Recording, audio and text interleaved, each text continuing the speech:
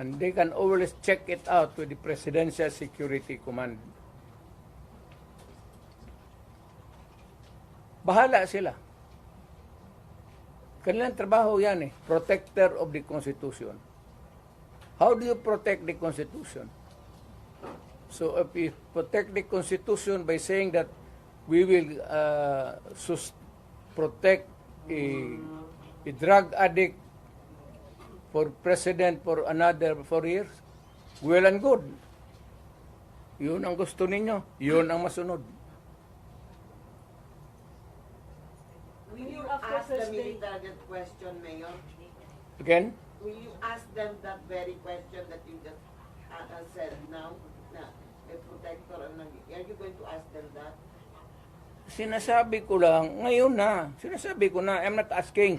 I'm telling them, sabi ko kasi ngayon,